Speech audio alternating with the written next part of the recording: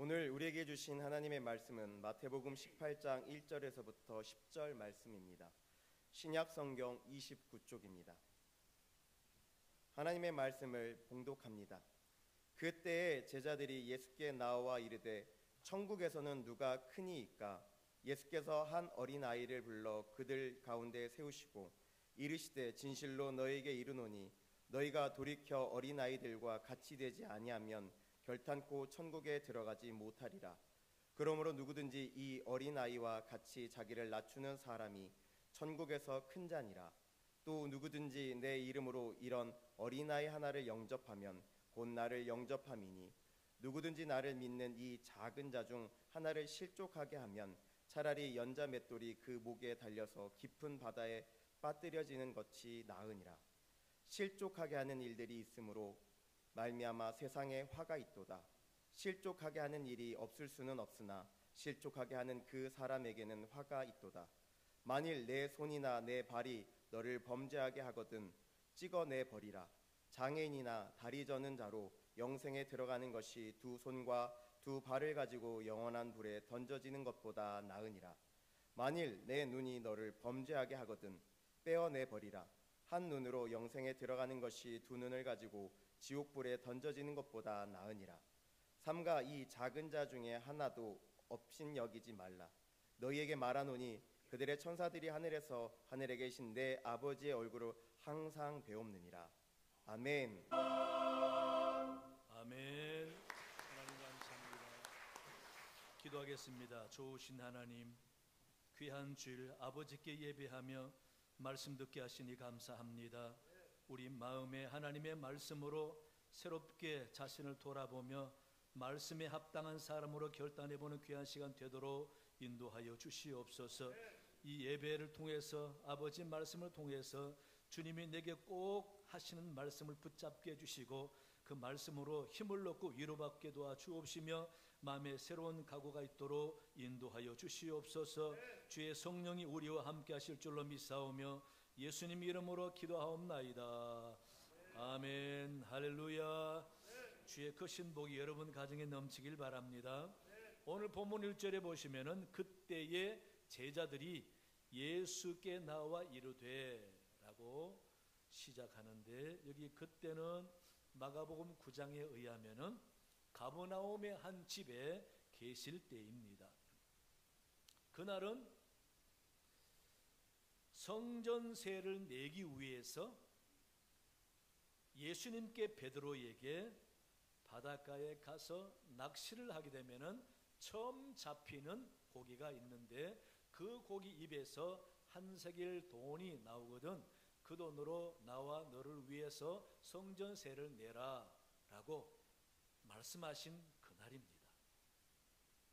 그리고 가버나움에 오셔서 한 집에 앉아 계시는데, 여기서 성전세는 유대인들이 1년에 꼭 누구든지 내게 되어 있는 세금인데요, 출애굽기 30장에 의하면은 이 성전세는 매년 아달월에 태양력으로 2, 3월경에 15일쯤에 한 번씩 다 내는 생명을 속하는 의미에서 누구나 다 반세겔을 내게 하는 규례입니다.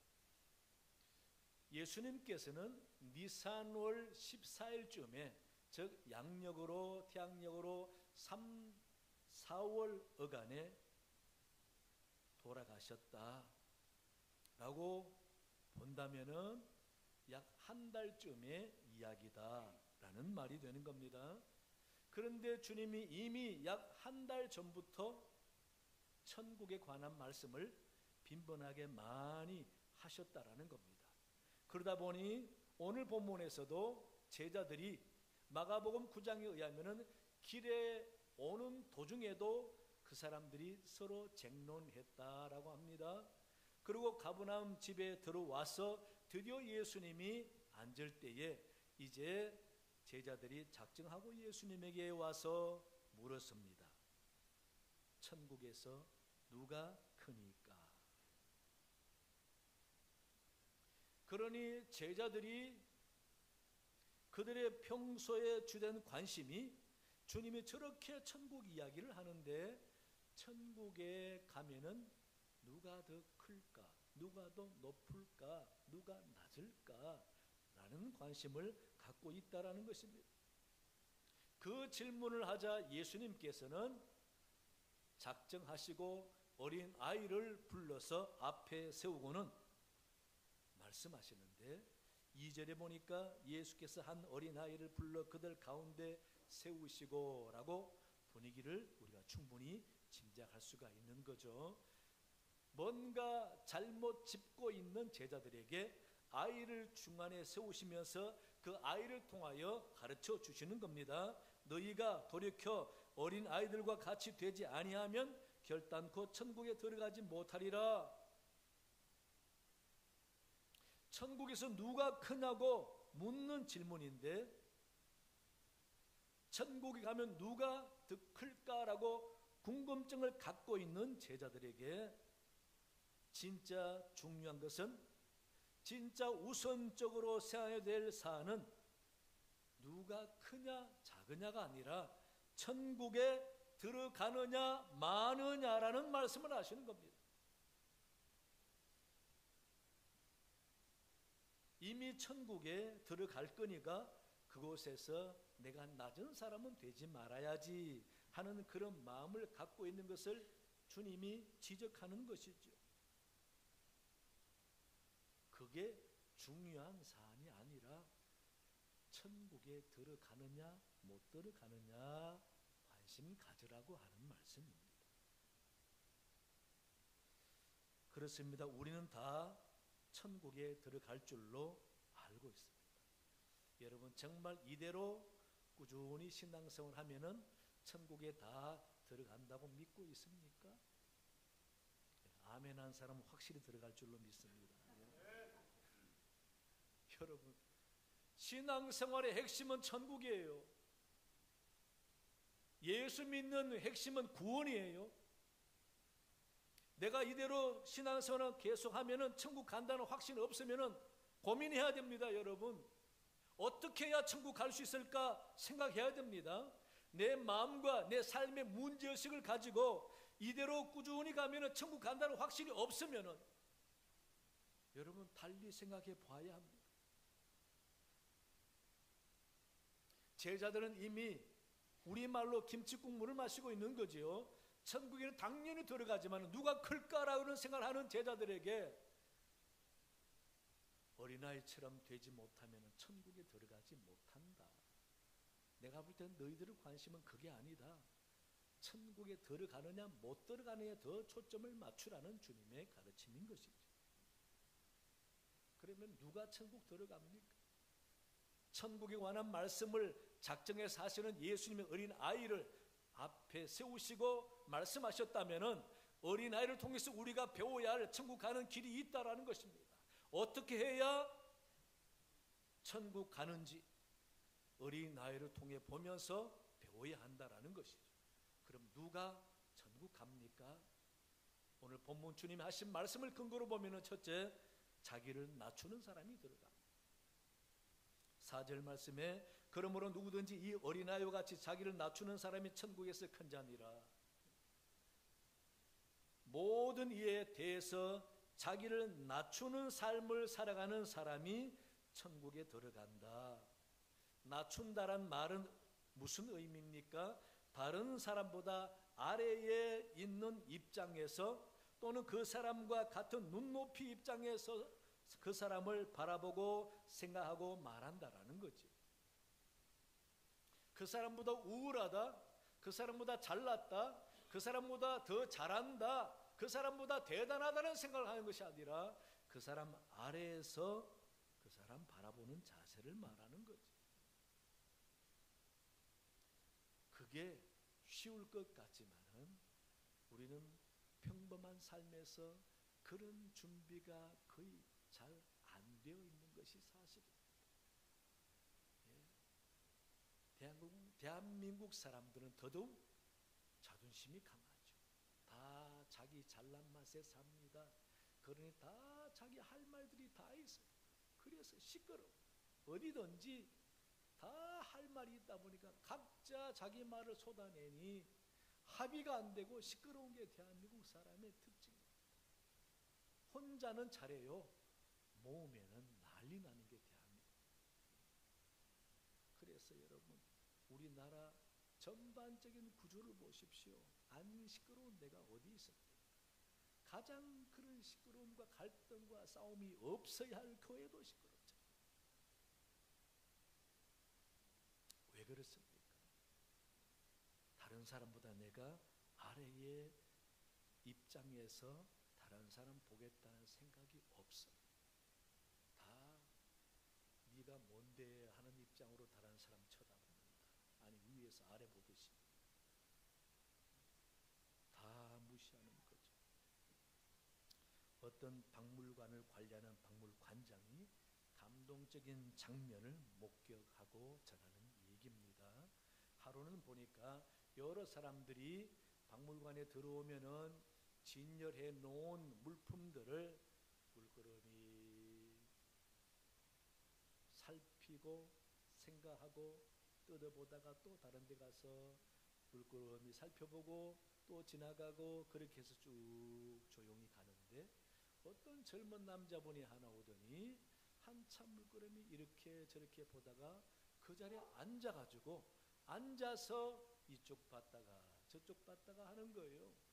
한두 개만 그럴 줄 알았더니 다 돌아가면서 서서 보고 앉아서 보고 앉아서 특별히 더 유별나게 뜯어보는 겁니다.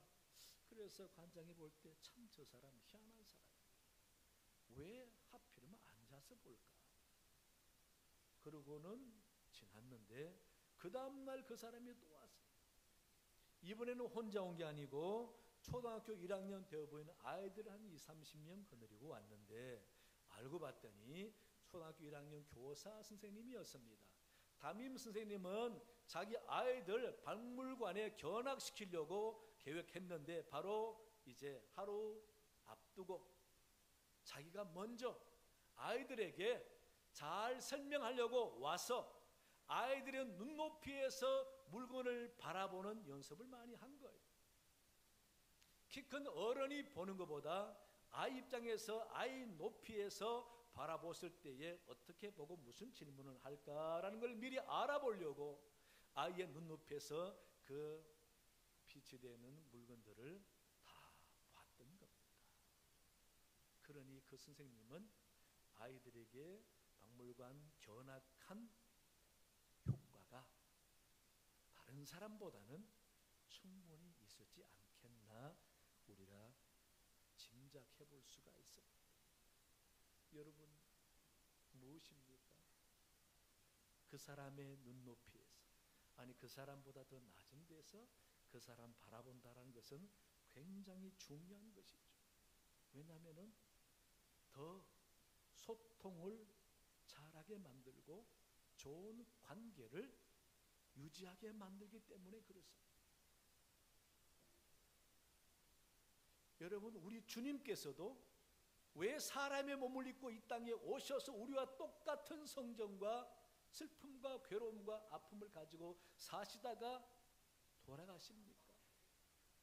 우리의 입장을 충분히 알고 우리의 마음과 삶의 고통을 충분히 경험하시면서 우리와 똑같은 입장에 내려오시고자 사람의 몸을 입고 오신 거예요. 그 주님의 낮아지심은 우리로 하여금 감동이 되게 할 뿐 아니라 주님이 사람이 되어서 이 땅의 모든 삶을 경험하셨으니 내 삶도 아신다라는 확신과 함께 우리가 주님 앞에 내 고민과 아픔과 고충을 말씀드리고 기도할 때 우리는 위로받을 수 있는 겁니다. 주님이 나를 잘 아시기 때문에 힘을 줄 수 있는 것입니다. 그래서 우리는 삶의 어려움과 슬픔이 있을 때 주님께 기도할 수 있는 겁니다.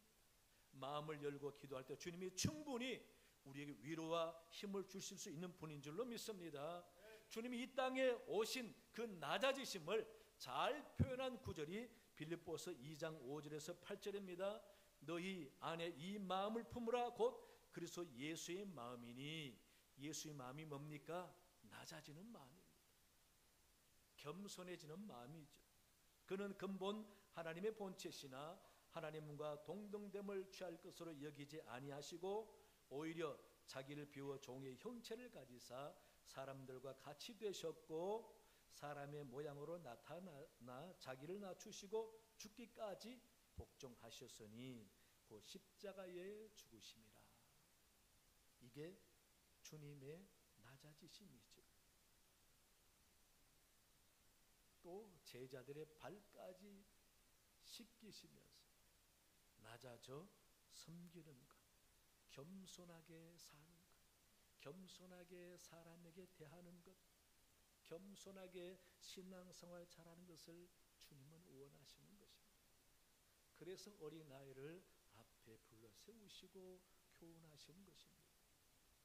이 장면을 성 어거스틴은 해석하기를 어린아이의 비유를 통해서 하나님 앞에서의 단순한 믿음과 의존이 신앙의 핵심이 된다. 어린아이처럼 하나님 앞에 자신의 약함과 의존성을 인정할 때에 참된 겸손이 이루어지고 그것이 온전한 신앙이다 라고 말합니다. 초대교회 교부인 요한 크리스토스톰도요, 자기를 낮추는 것이 하나님께서 우리에게 기대하시는 신앙의 바른 태도이며 그것이 천국에서 참된 위대함을 가져온다 라고 가르쳐 주었습니다. 따라서 신앙은 낮아지는 것입니다. 신앙의 경건은 겸손한 데서 시작하는 것입니다. 좋은 인간 관계를 만드는 중요한 요소 중에 하나는 바로 겸손이라는 것입니다. 하지만 우리는 나도 모르게 교만해집니다. 우리는 나도 모르게 사람들을 무시하는 경향이 있습니다. 나도 모르게 남들보다 나는 우월하다라는 생각을 할 때가 있습니다. 하지만 그것은 우리 주님이 가르치는 것이 아니죠. 주님은 나보다 남을 더 낮게 여겨라. 차라리 종처럼 남을 섬겨라. 주님 당신도 종의 형체를 가져라고 말씀하시지 않습니까? 여러분, 겸손한 사람은 다른 사람들에게 감동을 주고 그 사람의 가치가 올라가지요. 그러나 자랑하고 뽐내고 의시되는 사람은 그 사람 가치가 점점 떨어집니다. 사람의 심리가 참 희한해요. 여러분, 내가 많이 지식이 있는데도 모르는 것처럼 지내면은요, 사람들이 처음에는 몰라요. 내가 돈이 많은데도 없는 것처럼 검소하게 지내면은 처음에 사람들이 몰라요. 그러나 나중에 알게 됐을 때는 그게 감동이 돼요, 여러분. 아, 저분 그렇게 안 봤는데 보니까 참 지식이 대단한 분이야. 저분 참 그렇게 안 봤는데 참 훌륭한 분이야.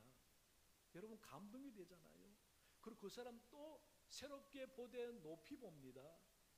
하지만 평소에 자랑하고 많이 배웠다 그러고 많이 가졌다 그러고 자랑하는 사람은 어떻습니까? 감동은 그냥 꼴사납잖아요. 지가 알면 얼마나 안다. 여러분 맞죠? 아주 단순함에도 불구하고 우리는 실천하지 못하고 있습니다. 자기 실력을 감추고 모르는 것처럼, 잘할 줄 모르는 사람처럼 그렇게 겸손하게 지내는 사람은 언젠가 빛날 때가 있고 높여줄 때가 있는 것입니다. 우리는 높임 받으려고 낮아져라는 게 아닙니다. 주님의 가르침이 낮아져라는 겁니다. 신앙인의 삶은 낮아지는 삶이라고 그랬습니다. 남을 나보다 귀하게 여기고 섬겨주는 삶입니다. 소자에게도. 소자는 누굽니까?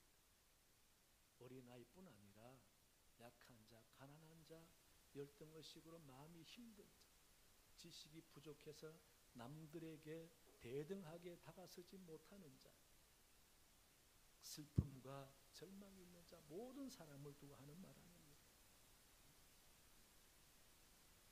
내가 낮아져서 모든 사람 대할 때에 낮아진 사람 대하는 사람의 마음은 편합니다. 그러나 잘난 사람 대하는 마음은 불편합니다. 당연히 인간관계에 껄끄럼합니다. 그러니 우리는 언제나 낮아져야 다른 사람 편하게 내게 다가올 수 있는 것이죠. 그걸 모르고 자기 잘난 맛에 살다 보면은 겉으로는 내게 향하여 웃지만은 그 사람 돌아서면은 좋게 생각하지 않습니다. 만나기를 꺼려하게 되는 것이죠. 주님은 여러 사람 대할 때에 그렇게 사랑과 섬김을 가지고 실천함으로써 주를 믿는 사람의 아름다운 모습과 우리 삶의 모습을 통해서 하나님이 드러나기를 원하시는 주님이시기 때문에 그렇게 말씀하시는 것입니다. 항상 의식적으로 내가 낮아져야지, 겸손하게 해야지, 사람에게나 하나님 앞에나 겸손하게 해야지, 그런 다짐을 해보고 그렇게 기도하고 말씀으로 자신을 겸손하게 만들어가기를 힘쓰는 여러분 되시길 바랍니다. 둘째는요, 사람을 실족하게 하지 않습니다. 6절 말씀에 누구든지 이 작은 자 중 하나를 실족하게 하면 차라리 연자 맷돌이 그 목에 달려서 깊은 바다에 빠뜨려지는 것이 나으니라. 사람을 실족하게 하면은 죽으라 그 말이죠. 연자 맷돌 목에 달고 바다에 빠지라. 좀 끔찍한 말입니다. 연자 맷돌 아시지요? 두부 만들 때 콩을 가는 맷돌 아닙니까, 여러분? 저는 맷돌 많이 갈아봤잖아요. 예. 초등학생이 맷돌 가기에 상당히 버거워요. 엄마가 시키면은 맷돌 갈다가 점점 힘이 빠지면 맷돌 돌아가는 속도가 줄어듭니다. 그럼 답답해하면 갑자기 손을 위에 덮쳐는 막 돌리면은 한참 돌아갑니다. 그러다가 엄마가 바빠서 손 떼면은 또 점점 속도가 줄어듭니다. 무거워요. 돌리기도 버거워요. 그런 맷돌은 목에 달고 빠지면은 살 사람이 없습니다. 하나님이 풀어주지 않는 딴에는 살 길이 없는 거죠. 그런데 죽는 게 낫다라는 겁니다. 여러분, 정말 정신이 번쩍 드는 말씀 아닙니다. 실족한다라는 말, 발을 헛디디는 걸 말하는 거예요. 다른 길로 가는 걸 말하는 겁니다. 곁길로 가는 걸 말하는 거죠. 등산을 예를 들면은 등산 열심히 올라가다 정상 가까이 가서 가파른 곳에 올라가면은 잘못 실족하면은 낭떠러지 떨어져 죽을 수 있는 겁니다. 그게 실족이잖아요. 삶에서도 바르고 옳은 길을 걸어가다가 자칫 친구 잘못 만나서 잘못된 길로 접어들면은 범죄자가 될 수가 있고 악한 사람이 될 수가 있고 온전치 못한 사람이 될 수 있는 것을 말하는 거죠. 정상적인 발걸음이 아니라 발을 잘못 디뎌서 넘어지거나 휘청거리거나 발목이 부러지는 상태. 그럴 때 누구를 원망합니까? 나를 그렇게 만든 사람을 원망하게 되는 것입니다. 이건 무슨 말입니까? 도덕적인 발걸음을 말하는 게 아닙니다. 철학적인 발걸음이나 양심적인 발걸음을 말하는 게 아닙니다. 바로 신앙의 발걸음을 말하는 겁니다. 믿음의 길을 말하는 겁니다. 예수 믿어야 할 사람, 아니 신앙생활 잘하는 사람, 내가 잘못해서 그 사람 나 때문에 실족하게 되면은 믿음 잃어버리게 되고 교회 안 나오고 신앙생활 안 하게 되면은 내가 그 사람을 실족하게 만드는 겁니다. 그걸 말하는 겁니다. 예수님께서도 남을 실족하게 하지 않을 수는 없지만은 그러나 실족하게 하는 그 사람은 화로다. 라는 말씀을 통해서 나는 남을 실족하게 하는 것을 원치 않고 그렇게 살기를 바라지 않지만은 나도 모르게 그럴 수 있다라는 것입니다.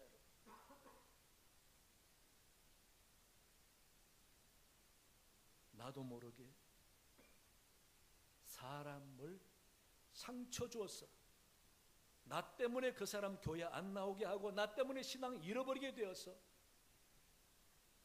믿음 없이 살아가게 할 수가 있다는 것입니다. 그런 부분에 우리는 민감하게 생각하지 않지요. 심각하게 생각하지 않습니다.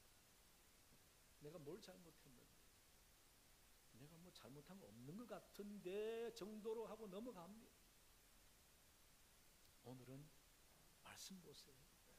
차라리 죽는 게 나아요. 얼마나 주님이 심각하게 말합니까? 나도 모르게 교만해지거나 이기심과 탐욕이 가득해서 내 욕심 부리다가 다른 사람에게 상처를 주고 지나치게 내 의식을 강조하고 큰 소리치다가 다른 사람 실망하게 만들고 마음에 어려움을 주게 되면 그것 때문에 그 사람이 실족할 수 있다.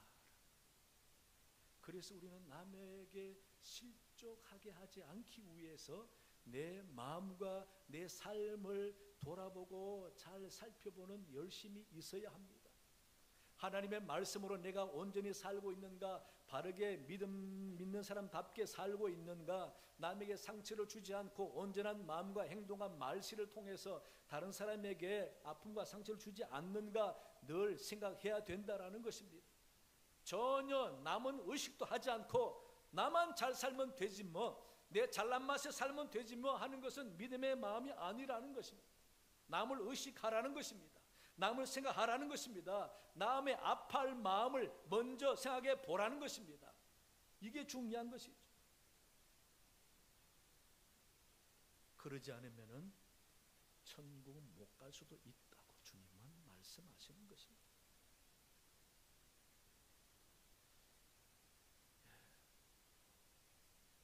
탈무드에 이런 이야기가 있습니다.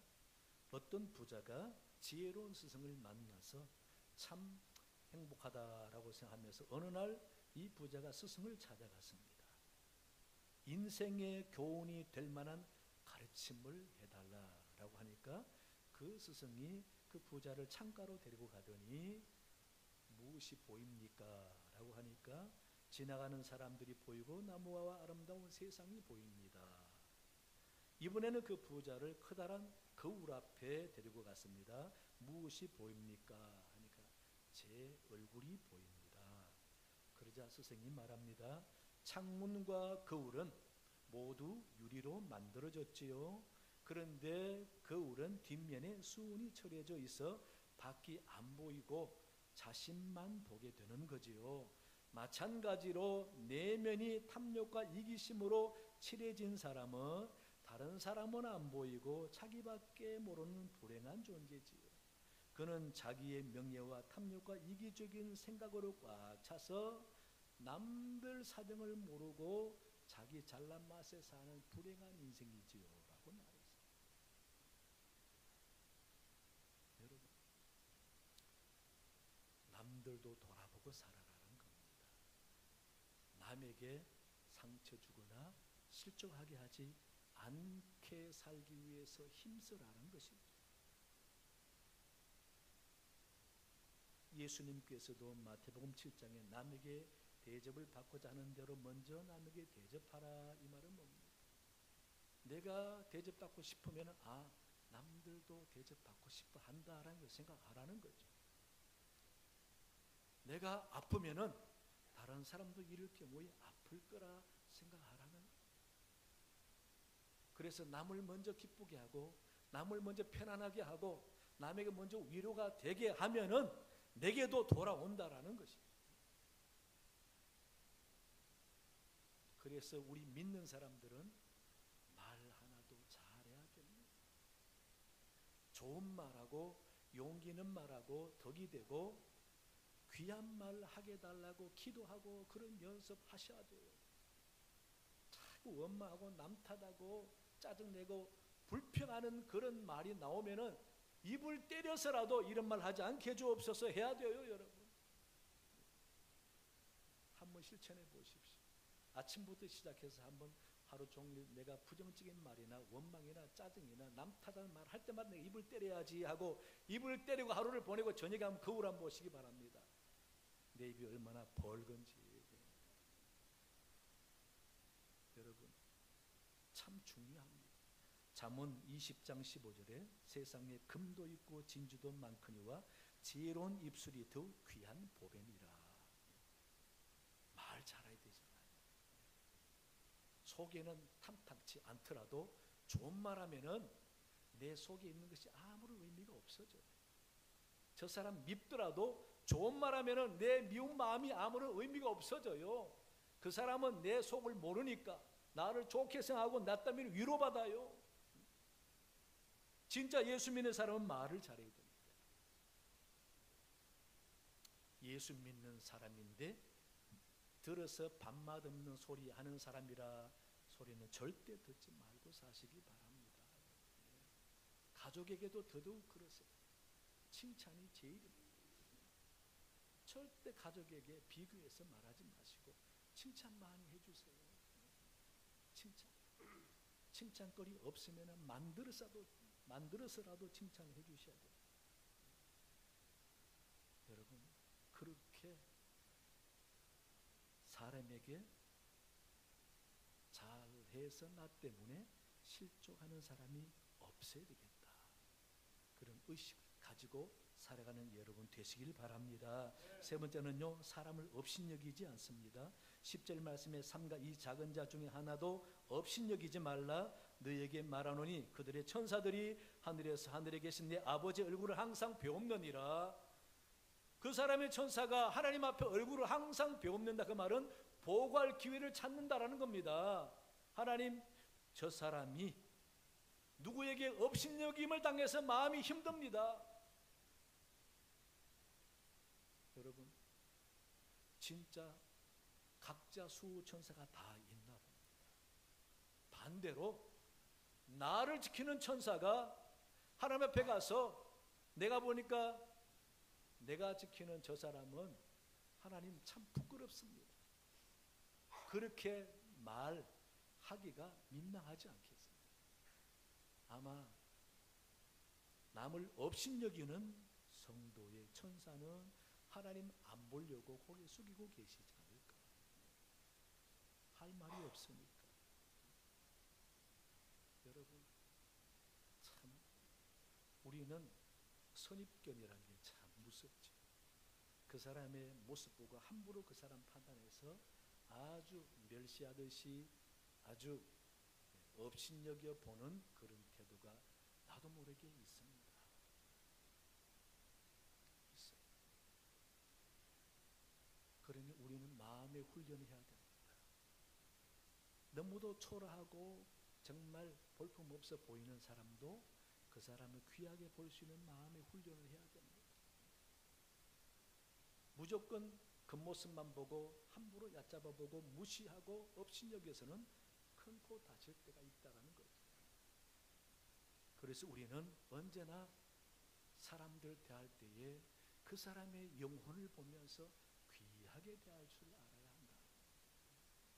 그 사람의 지식과 그 사람의 소유와 그 사람의 행색을 보는 것이 아니라 그 사람의 영혼을 바라보면서 하나님이 뜻이 계셔서 저 사람 이 땅에 태어나게 하시고 하나님의 기대와 사랑을 받고 사는 사람이다 라고 할 때 나와 똑같은 사람입니다.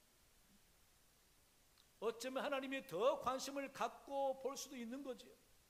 나보다 저 사람을 더 하나님이 기대하고 관심을 갖고 있고 하나님 나보다 저 사람을 더 놀랍게 사용할 날이 올 수도 있다라는 생각을 하게 되는 그런 마음의 훈련을 해야 된다라는 거죠.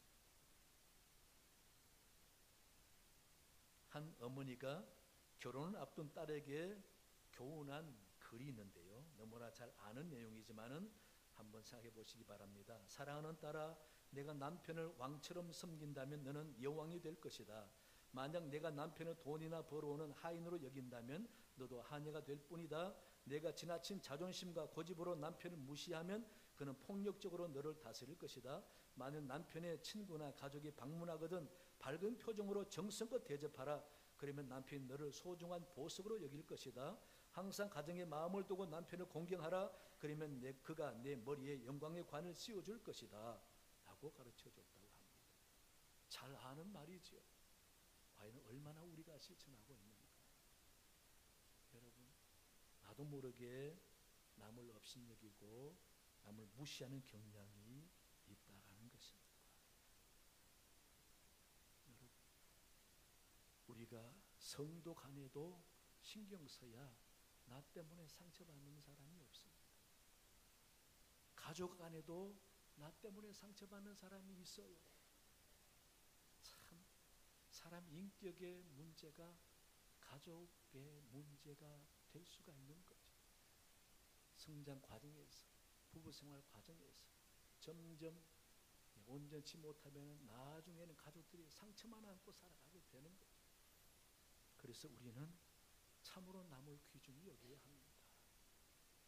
남을 소중히 여겨서 말 한마디라도 잘해서 칭찬하고 귀 여기는 마음을 가지고, 여러분, 부르는 말도 기분 좋도록, 대접받는다는 생각이 들도록, 인정한다라는 마음이 들도록 그렇게 살아가야 되지 않겠습니까?